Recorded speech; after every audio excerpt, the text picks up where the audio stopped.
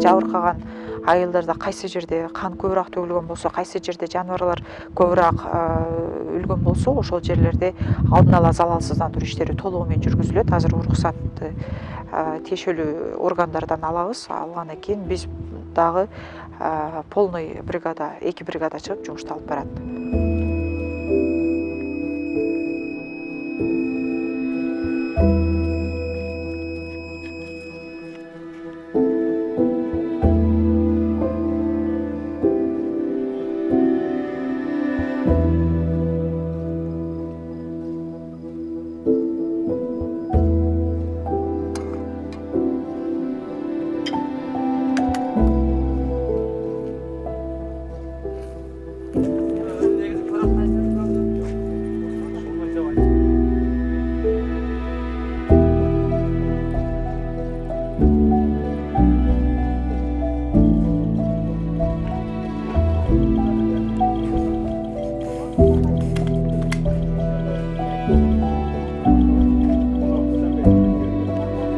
Баткен облусунун аймагында, Баткен шаарында, Кадамжай райондорунда элдерди эвакуация болгон жерлердин баардык пункттарында жергиликтүү санэпид көзөмөл борборунун кызматкерлери санитардык талаптарга жооп берүү максатта тамак аштан уулануулардын алдын алуу үчүн жана жугуштуу ооруларды тарап кетүүсүн алдын алуу үчүн баардык жумуш аракеттерди жасап жатышат.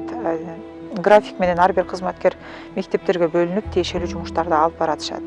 Бүгүнкү күндө жабыркаган баардык айылдарда, Баткен районунун, Лейлек районунун айылдарында жанагы тазалоо иштери жүрүп жатат.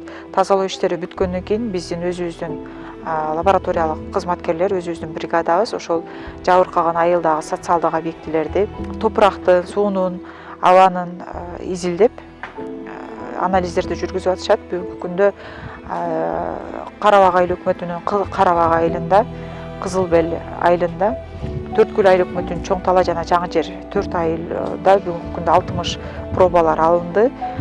Бүгүнкү күндө жайында абаны радиацияга текшердик, бирок эч кандай өзгөрүү болгон жок, баары таза. Топурактардын, суулардын радиацияга, токсикологияга Бишкекке анализге жиберебиз. Ошол эле учурда ошол социалдык объектилердеги суулардын санитардык бактериологиялык лабораторияга жана оору, ич өткөк ооруларынын козгогучтары барбы жокпу ошолорду аныктоо үчүн тиешелүү пробалар алынды.